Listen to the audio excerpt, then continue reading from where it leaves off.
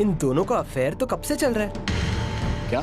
हाँ, आपकी बेटी कहती फिर रही है सबसे कि वो अर्जुन के प्यार में पागल है। ओवी, क्या ये सच है?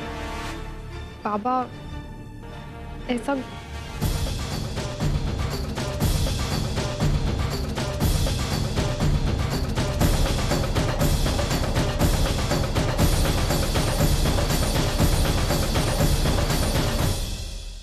अर्जुन, ये एंगेजमेंट, ये अफेयर, क्या है ये सब? अंकल, मैं समझता था कि तुम दोनों बचपन से एक दूसरे को जानते थे, एक दूसरे के दोस्त, लेकिन लगता है तुमने अपने रिश्ते को अलग ही मायने दे दिए।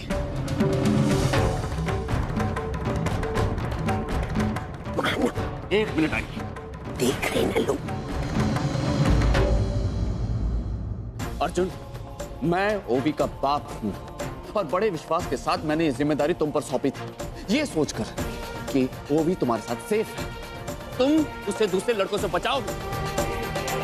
लेकिन मेरी पीठ पीछे तुम। अंकल प्लीज, मुझे तुमसे ये उम्मीद नहीं थी, बिल्कुल भी नहीं। अंकल मेरी बात सुनने की कोशिश कीजिए। अंकल, ओवी, मैंने तुम्हें एक पिता के साथ साथ एक मां का भी प्यार दिया, लेकिन आज तुमने मुझे सबके सामने शर्मिंदा कर दिया। यही सिला दिया तुमने मेरे प्यार का, मेरे यकीन का। मानव, relax, Where is the fire? वो भी बचपन से उसे चाहती है। अर्जुन के दिल में उसके लिए क्या फीलिंग्स हैं, I don't know। ये एंगेज होना चाहते हैं तो उसमें गलत क्या है? Where is the problem? Problem ये है कि इतनी बड़ी बात इन दोनों ने मुझसे छुपाए रखी, और ये बात मुझे किसी और से पता चलती है। क्या यही बात ये दोनों मुझसे नहीं कर सकते थे? मानव, बच्चे हैं, गलती हो सकती है। अगर ये लोग शादी करना चाहते हैं तो हम इनसे पूछकर, इनसे बात करके इनकी शादी करा देंगे। Anyway, this is not the place to discuss all this. हम लोग घर चल के बात करते हैं।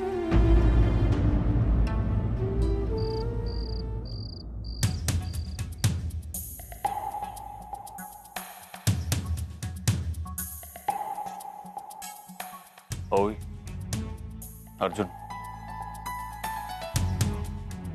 हम सब जानना चाहते हैं कि एग्जैक्टली तुम दोनों के बीच में क्या चल रहा है, तुम दोनों के मन में क्या है, आज सबके सामने जाहिर कर दो। बाबा, मेरी बात अभी पूरी नहीं हुई बेटे। या तो आज तुम दोनों शादी के लिए हाँ कर दो, या फिर अगर तुम दोनों इस रिश्ते को आगे नहीं बढ़ाना चाहते तो मुझे तुम दोनों का बार बार मिलना बंद करना होगा।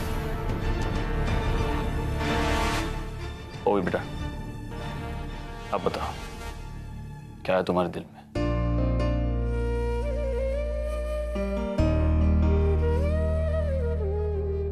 बाबा, I like Arjun.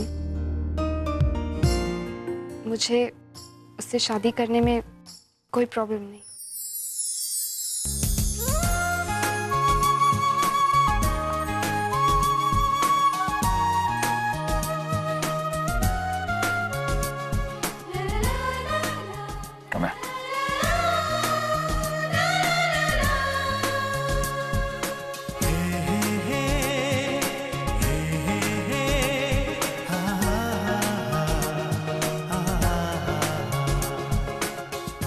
Manav uncle, मैं आपकी बहुत रिस्पेक्ट करता हूं और मैं आपसे झूठ नहीं कह सकता अंकल। इवन आई लव ओवी, मैं भी उससे प्यार करता हूं, बट उस तरह नहीं जिस तरह आप लोग मुझसे एक्सपेक्ट कर रहे हैं अंकल।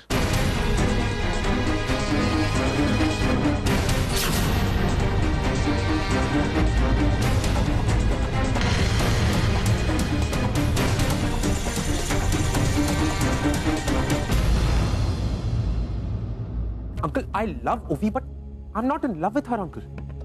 अंकल, मुझे समझ में नहीं आ रहा मैं आपको कैसे समझाऊं। मैं उसे पसंद करता हूं लेकिन उससे प्यार नहीं करता अंकल। मुझे लगता है कि ओवी के साथ साथ आप सब लोगों ने भी मेरी इस दोस्ती का गलत मतलब निकाल लिया अंकल। It's not that. और मैं हमेशा से जानता था अंकल कि मुझसे प्यार करती, और जब भी मुझसे ये प्यार व्यार की बातें करती थी मैं इसकी बातों को सुन के भी अनसुना कर देता था अंकल। ये सोचता था कि ये ना समझ, ये आगे चल के समझ जाएगी, अगर नहीं समझेगी तो मैं समझा दूंगा uncle, that's what I used to think. लेकिन आज जब बात इस हद तक पहुंच चुकी है तो मुझे अपना ऑनेस्ट ओपिनियन आपके सामने रखना बहुत जरूरी है अंकल। अंकल मैंने ओवी को उस नजर से कभी देखा ही नहीं अंकल, और उसकी और मेरी शादी it's just not possible. Uncle ओवी वो लड़की नहीं है जिसके साथ एज अ लाइफ पार्टनर मैं अपनी पूरी जिंदगी बिता सकूं। ये क्या कह रहे हो तुम? मैं सही कह रहा हूं डैड, मैं ओवी को धोखा नहीं दे सकता। आई कांट चीट ओवी।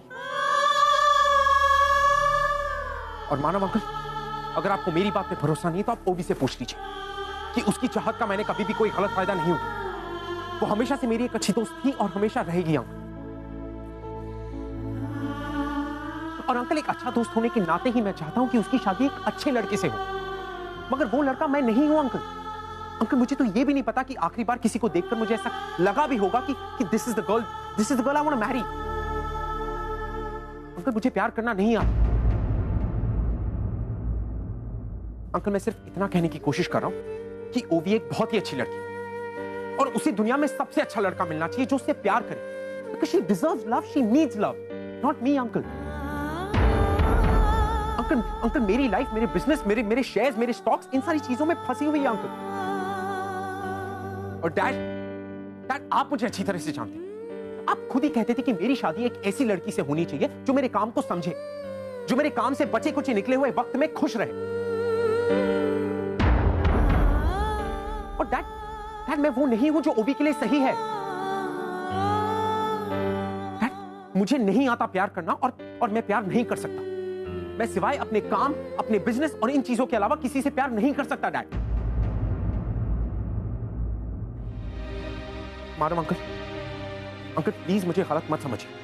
मैं जो कुछ भी कर रहा हूं ओवी के अच्छे के लिए कर रहा हूं, और अगर आप चाहते हैं तो मैं आज से ओवी से नहीं मिलूंगा, और शायद ओवी के लिए यही अच्छा होगा।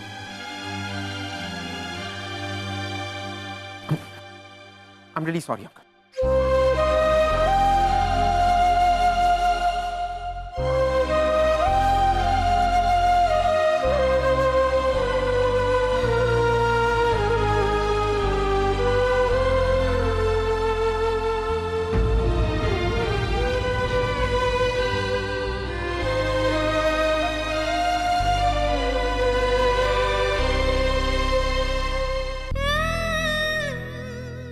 मानव वो मेरे भी बच्चे है ना।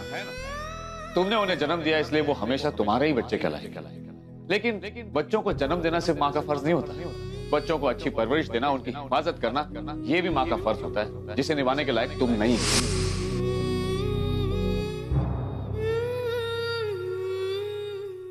क्या हुआ मानो? आज से पहले तुम्हें इतना गुस्सा होते हुए मैंने नहीं देखा।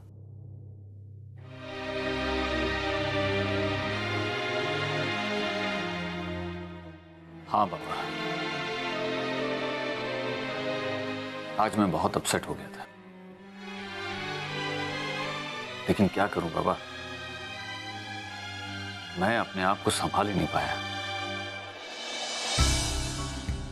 जब भी ओवी और तेजू के साथ कोई ऊंच नीच होती है ना, तो मैं अपने आप में से बाहर हो जाता हूं।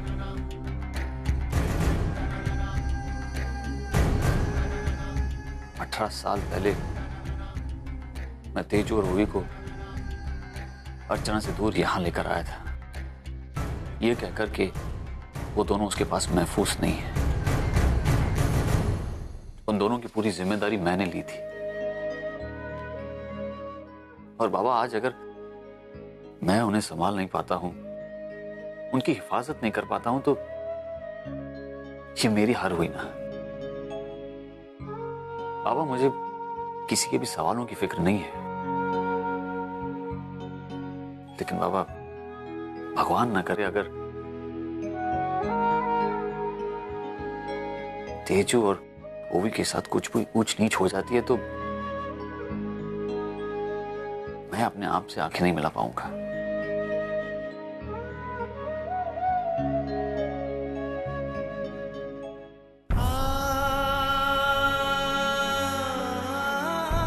साल पहले मैंने एक आई से उसके बच्चों को अलग किया था, इस यकीन के साथ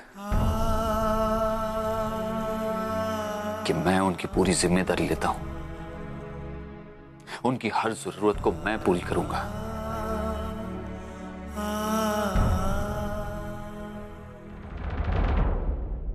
क्या बात है बाबा, क्या सोच रहे हैं आप? मैं ये सोच रहा हूं कि आज अगर अर्चना यहां होती तो ऐसा नहीं होता। मानो पिछले 18 साल से तुम्हारे और अर्चना के अलग होने की वजह ढूंढ रहा हूं, लेकिन नहीं, मुझे आज तक उसका जवाब नहीं मिला। बेटा, तुम दोनों अलग होकर भी अलग नहीं हो, वो आज भी तुम्हें याद है। बाबा, मैं जानता हूं तुम उससे नफरत करते हो, लेकिन वो कहने भर की नफरत है। सही मायने में कहा जाए तो ये नफरत ही नहीं है, ये तुम्हारे प्यार का एक अलग रूप है।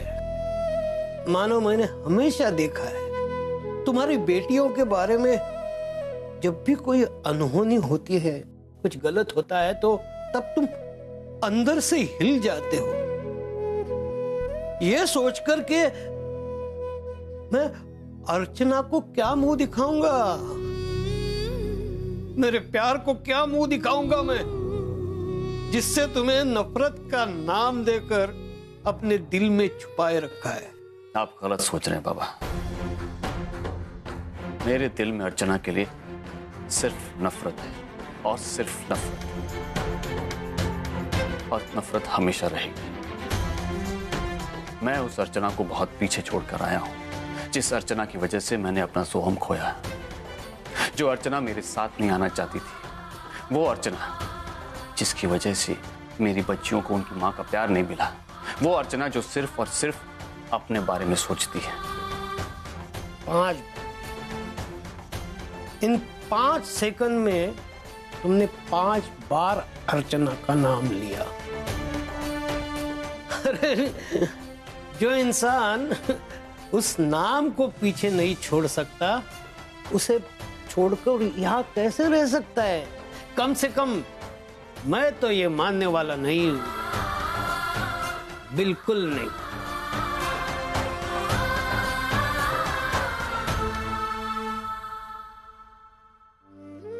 स्टॉप क्राइंग यार, स्टॉप क्राइंग, रोना बंद कर, वो भी उस अकड़ू के लिए जिसके दिल में तेरे फीलिंग्स की कोई कदर नहीं है। अगर ये डीके अंकल का बेटा नहीं होता ना, मैं समझा देती इसे अपनी लैंग्वेज में। पता नहीं समझता क्या है अपने आप को। फोटो देखना बंद कर, जब देखो इसकी फोटो देखती रहती है।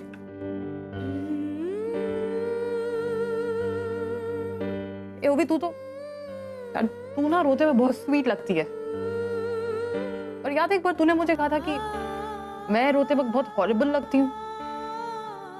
यार अगर तू रोएगी तो मेरी आंखों में भी तो आंसू आएंगे ना। तू चाहती है मैं हॉरिबल लगूं? And please don't cry, please.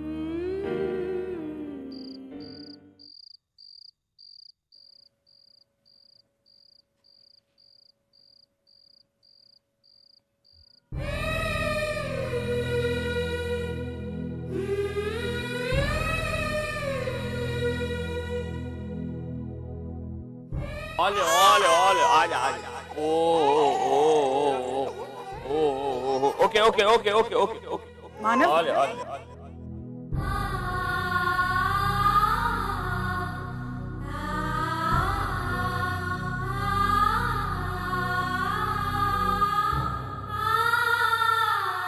अर्चना, ये चमत्कार कैसे हो गया? मानव ये कोई चमत्कार नहीं, ये तो माँ का स्पर्श। तुमने मुझे पहले क्यों नहीं बताया? अब मैं भी ऐसे ही करूंगा। तुम नहीं भी रहोगी ना, बच्चों को ऐसे ही चुप कराऊंगा।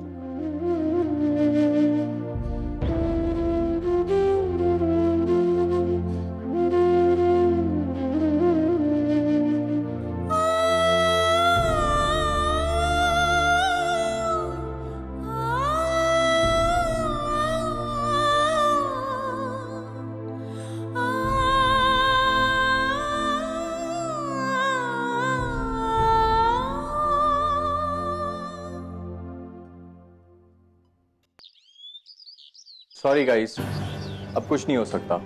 मैंने हमारे कंपनी के नए ओनर को कन्विंस करने की बहुत कोशिश की, लेकिन उसके बावजूद उन्होंने कॉन्ट्रैक्ट में ये बात डाल ही दी कि इस कंपनी के सारे एम्प्लॉयज को रखना या ना रखना पूरी तरीके से उनकी मर्जी पे डिपेंड करता है।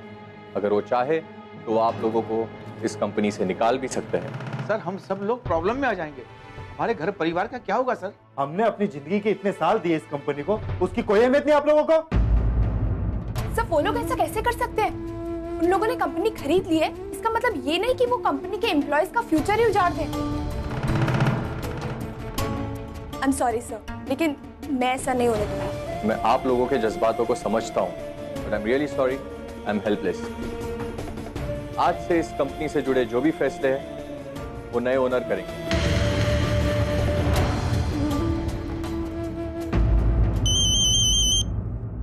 एक मिनट, कनाडा से फोन है। हेलो मिस्टर अग्रवाल, डील तो हमने फाइनल कर ली, लेकिन इससे पहले कि कोई हमारे यहाँ से इंडिया आकर कंपनी का चार्ज ले, मैं चाहता हूँ कि आप कोर्ट की सारी फॉर्मेलिटीज पूरी करें ताकि आगे चलकर कोई प्रॉब्लम्स ना हो। सर आप बिल्कुल चिंता मत कीजिए, कोर्ट की सारी फॉर्मेलिटीज हम पूरी कर देंगे।